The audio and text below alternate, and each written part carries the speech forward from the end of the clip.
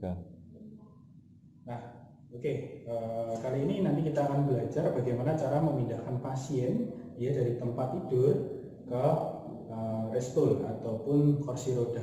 Yang namanya ambulans di sini nanti ya. Oke, kita langsung saja ya. Assalamualaikum Pak. Ya, selamat pagi Pak. Ini dengan Bapak Gilang, benar ya? Pak Gilang. Nah, coba sebutkan tempat tanggal lahirnya Pak. Tempat tanggal Karanganyar, Oke. November Ya. Oke Pak Gilang. Pak Gilang, hari ini ada jadwal nanti ke ruang radiologi Pak. Nanti ada foto ronsen. Gitu nggih. Nanti saya akan pindahkan Bapak dari tempat tidur ke kursi roda ini ya, karena Bapak lama sekali. Jadi nanti saya bantu. Seperti itu, mau Pak? Oke. Jadi nanti kalau misalnya merasa pusing saat saya angkat nanti bilang ya. Oke. Bisa kita mulai Pak? bisa. Oke. Kalau misalnya pasien tidak ada indikasi terkait penyakit menular, kita tidak perlu pakai APD. Ya, seperti itu. Oke, kita lanjutkan. Permisi Pak, saya buka dulu. Ya, kakinya bisa digerakkan semua Pak, tapi lemes ya? Lemes Pak ya? Oke, sekarang Bapak pegang saya. Ini Pak. Ya, ini pegang Pak ya. Kita duduk dulu. 1, 2, 3. Oke, duduk dulu Pak, istirahat dulu. Pusing Pak? Pusing. Oke, biarkan dulu. Jika pasien merasa pusing, jangan dipaksakan dulu. Kasih waktu untuk pasien untuk beristirahat. Oke, seperti itu. Oke, kita lanjutkan. Oke, Pak. Bentar, kita geser, Pak. Nah, oke. Ya. Oke, nanti kalau mau jalan, misalnya nanti injak ujung kaki saya, Pak ya. Kalau tangan kaki kirinya nanti injak kaki kanan saya. Biar nanti kita seirama untuk ke sini. Seperti itu, nggih. Sekarang ini nanti kita memindahkan dari bed pasien ke restul ataupun kursi roda. Ya, kita perhatikan. Ini Pak, kita pegang mesin lagi Pak. Oke, yuk 1, 2, 3. Nah, injak saya Pak. Oke, turun pelan-pelan, mundur. Pusing nggak Pak? Pusing. Oke, bentar, istirahat bentar. Bisa Pak, ya, tangan sini 1, 2, 1. Oke, putar Pak. Oke, nah. Oke, nah, oke, terus Pak, oke, nah, oke, terus pastikan tadi sebelum teman-teman mau pindah dari pasien dari bed ke restul itu pastikan ini sudah terkunci, ya, ini sudah terkunci tidak goyang lagi, itu ya. Kemudian kita pasang pengaman pada kaki pasien. Nah, ini pijakan untuk pasien. Oke, kakinya bisa taruh sini Pak. Ya, betul Pak. Nah, oke, seperti ini. Kemudian kita kembalikan. Ya, kembalikan. Anggap saja ini nanti sudah kita dorong sampai ruang radiologi. Nah, gimana caranya kembalikan ke bed lagi? Oke, kita kembalikan, buka dulu. Kita ke bawah Pak. Oke, pastikan sudah terkunci semuanya. Oke, pegangan saya lagi Pak. Ya, berdiri dulu Pak. 1, 2, 3. Oke, nah, pinjam kaki saya Pak, biar nanti tidak jatuh. Oke, 1, 2, 3. Ya, muter Pak, belakang. 1, 2, 3. Oke, nah, ya Pak, ke belakang lagi Pak, biar tidak jatuh. Nah, oke, putar dulu, jangan tidur dulu. Kakinya putar dulu. Oke, ya, baru tidur Pak. Nah, oke, kita rapikan. Oke, kita rapikan seperti ini. Oke, nah ini adalah posisi seperti semua tadi, ya. Tuh. Oke Pak, Pak Gilang, ini sudah sampai di ruang radiologi ya Pak ya.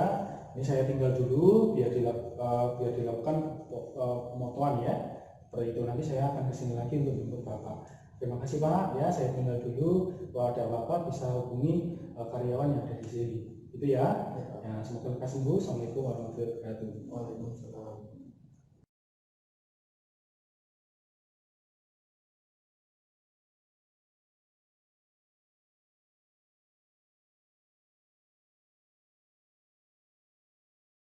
Oke, nanti ini adalah teknik untuk memindahkan pasien dari bed satu ke bed yang lain ya.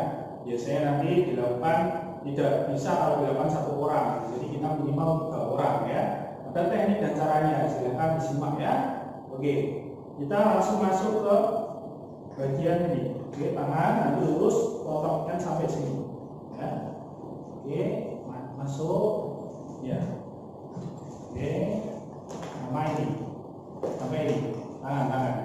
Oke, kalau enggak tangan pasien langsung ditarik di tengah sini. Oke, ada udah mentok di Nah, oke, udah mentok semua. Langsung angkat dulu 1, 2, 3, angkat ya, pepetkan ke badan kita, terus mundur 1, 2, 3, geser, kemudian tempatkan di tempat yang lain.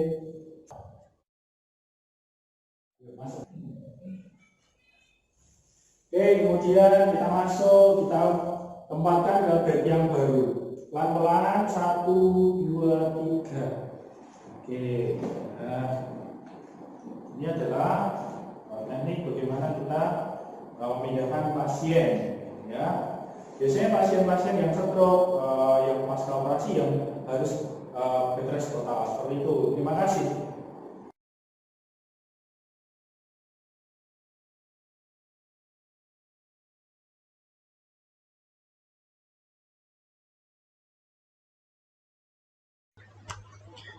Oke teman-teman, ya sekarang kita akan belajar ya, mempraktekkan terkait tentang perubahan posisi pasien.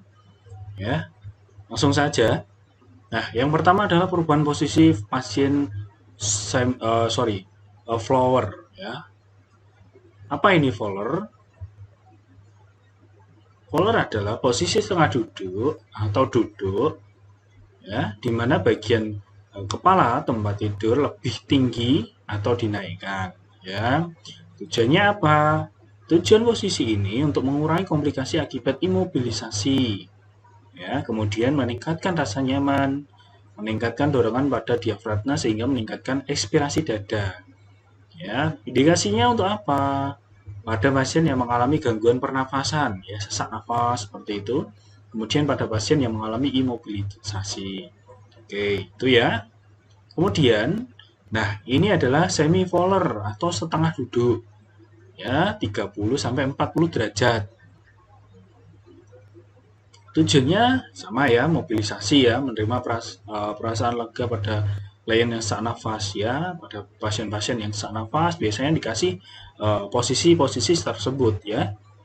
Nah, cara-caranya bisa mengangkat kepala dari tempat tidur, nanti kita akan posisikan ya, kita setting tempat tidurnya 30 sampai 40 derajat. Misalnya nih, Pak, misalnya kalau tempat tidurnya tidak bisa disetting, kita tambahi bantal ataupun guling ya, sehingga pasiennya nanti setidaknya kemiringan badannya itu setengah duduk antara 30 sampai 45 derajat. Seperti itu ya. Kemudian ada posisi SIM. Nah, posisi SIM itu seperti ini ya teman-teman. Jadi nanti di lahan dengan pasien, nanti mohon diperhatikan posisi-posisinya ya. Nih, posisi SIM ya, merupakan posisi miring ke kanan atau ke kiri. Posisi ini dilakukan untuk memberikan kenyamanan dan memberikan obat melalui anus ya. Tujuannya apa? Mengurangi penekanan pada tulang sakrum ya, dan trochanter mayor otot pinggang ya.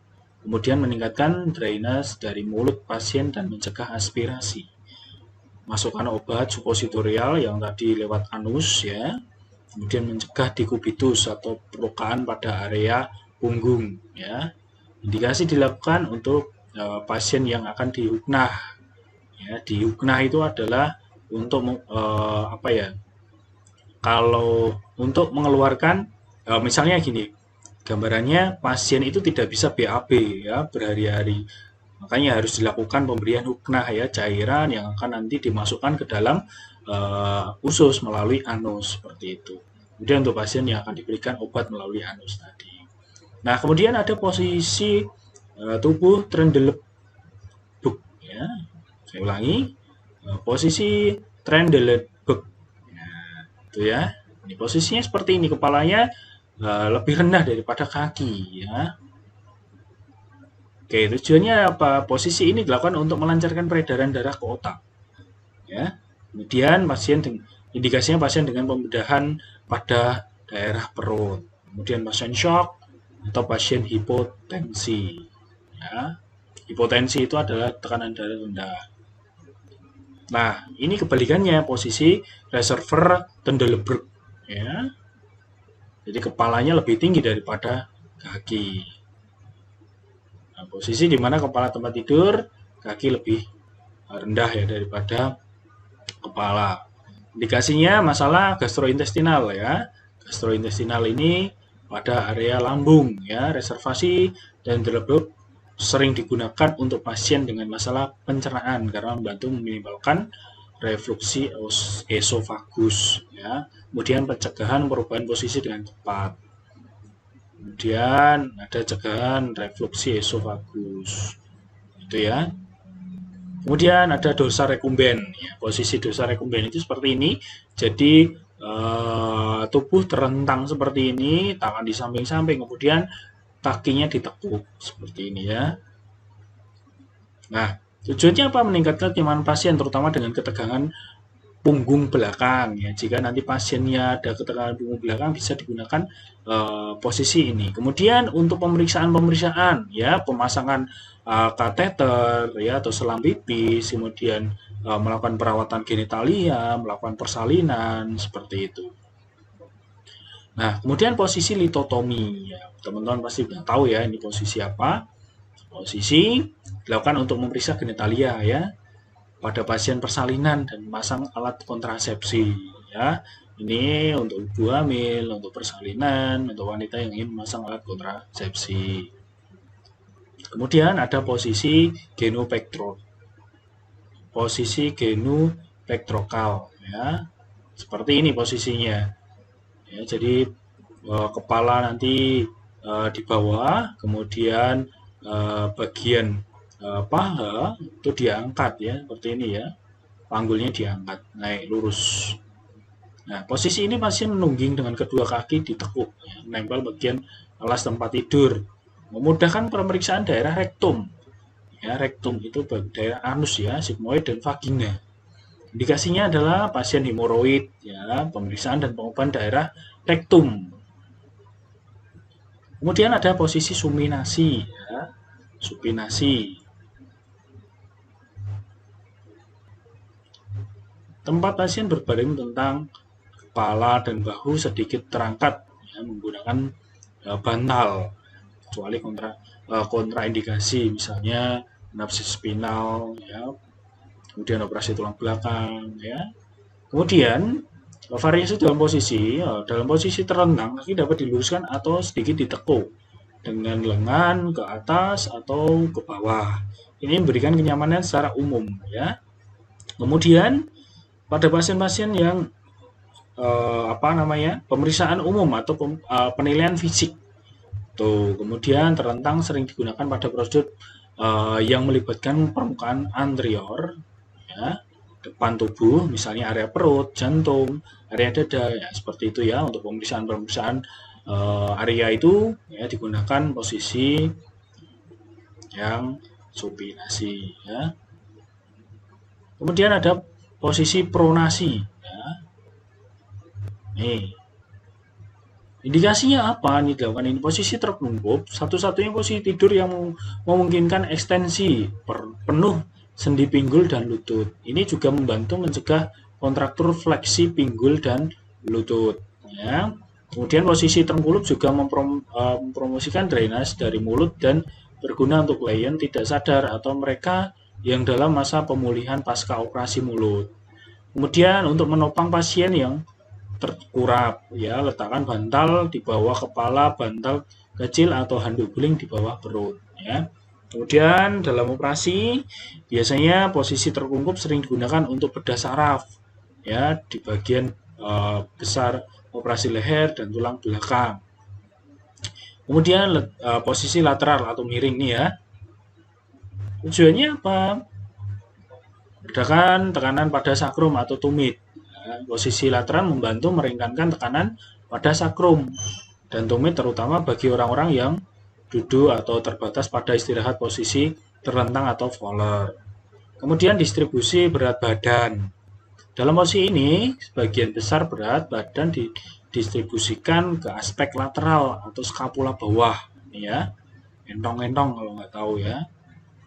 Kemudian untuk bantal pendukung dibutuhkan untuk memposisikan pasien dalam posisi lateral dengan benar.